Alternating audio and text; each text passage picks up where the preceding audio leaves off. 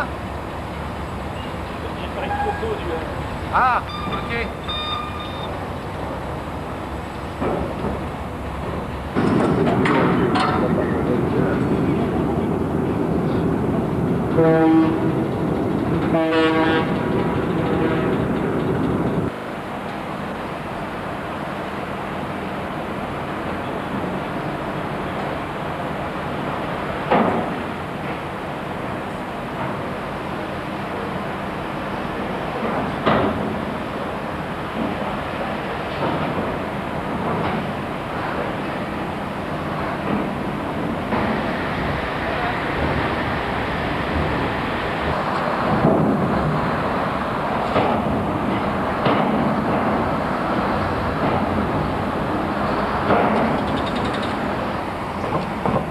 I think it's the first nuclear submarine in the museum now.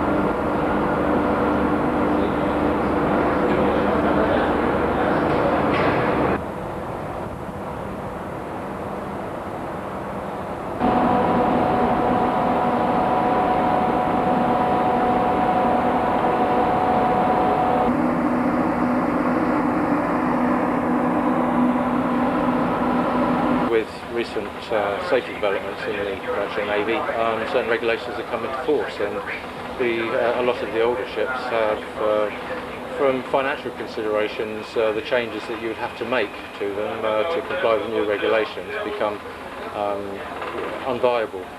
So we decided that with the age of the ships and the size of the ships, it would be better in the interest of the company to provide a more modern environment for the passengers, and we're able to comply with the regulations at the same time. Now, these ships have been travelling from Portsmouth to France for 27 years. Perhaps you can tell me a little bit about their history. Well, these ships were originally built in the Townsend-Torreson days and were named Vikings.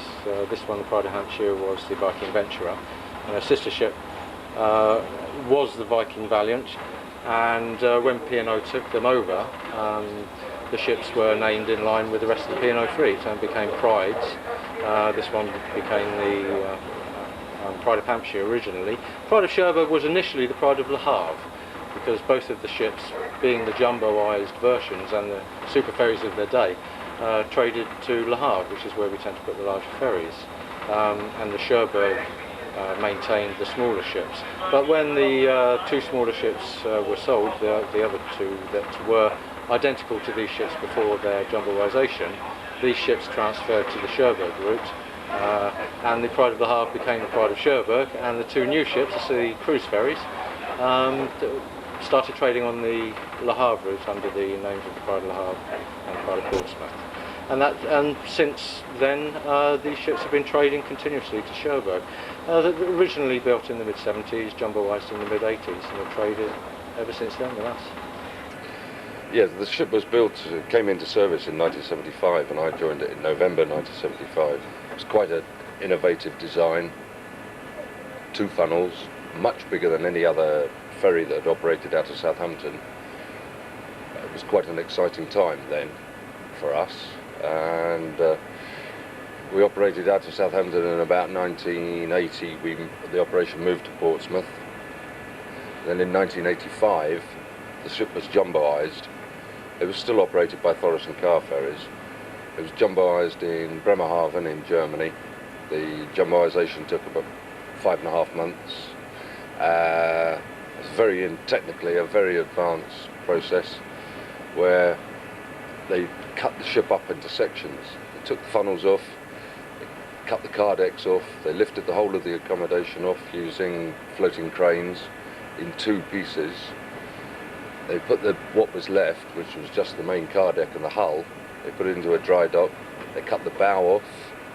In the meantime, they had manufactured a double-ended ship, which they cut in half in a dry dock. One half of it became of this ship, and one half of it became her sister ship. They welded the new half, which was the new bow, onto the old stern, and then they built a new car deck, and then they put the original superstructure back on top of that, and the original funnels back on the top of that. So we ended up with a ship that was 30 metres, approximately 30 metres longer, 3.5 metres wider, and an extra deck taller. But they didn't do anything to the engine room at the time. The same engines that powered the much larger ship. We lost some speed. Originally the ships were able to do about 22 knots. And subsequent, after the jumboisation, they were able to do 18 knots or 17 to 18 knots. How do these ships compare with the larger and newer ferries that we see today? I think we can say they're quaint. They're very nice ships. The crews have very strong attachments to the ships. We've all spent a long time on the ships, of course. The facilities on the larger ships are naturally better. They have to be. There's more of them, there's a lot more space, and this is the future of ferries. So it was inevitable that these ships were going to be leaving us eventually. Well, I think because we spend so much time of it, 3 weeks out of 5 weeks on board the ship, it does become your second home, and you naturally come together. This is quite a small ship nowadays, and the community is quite close. So what's it like with these sort of smaller ships, if the weather is particularly rough and you've got maybe slightly panicky passengers? Well, luckily these ships, because of the shape, and they're an old style looking ship, they tend to cut through the waves quite nicely, and therefore we don't tend to get that much trouble with rough weather. But obviously passengers need calming in a lot of times, and generally if the crew go around calm, then most of the passengers usually are happy with that. I think these ships are extremely seaworthy. I'm pretty sure that they've never cancelled a sailing due to the weather. I believe that even sailed through the 1989 storms. Well, these ships have been sold. They're going east. That's the extent of my knowledge on that subject. But the Pride of Cherbourg has already gone, and we're expecting people to be joining tonight from the new owners. We'll be coming out of service at the end of this voyage tonight. We'll be alongside tomorrow for the decommissioning of the ships, and then we'll be going to anchor, and the change of ownership of the ship will occur at anchor, and that'll be the last we see of them. They should sail away in a couple of days. Well, contact with the general public is always interesting, to say the least. We've had everything from wheelchairs left on board ship by passengers as lost property to dentures left on board ship. We've also had the other side where we've had passengers insist that we drop them off at Poole Harbour because it's nearer their house. So you get everything in this. I can remember we had one family of people, British people, whose language perhaps wasn't perfect, and they bought tickets in the terminal and boarded with their little minibus, the whole family in this minibus, about 8 of them. And I made my announcement leaving Portsmouth that we were off to Cherbourg, and within 5 minutes the father of the family appeared at the reception asking when we were going to be arriving in the Isle of Wight. So it was given the answer. It's called the Happy Hampshire, and it's not called the Happy Hampshire for nothing. I think the crew have really made it worthwhile being on here.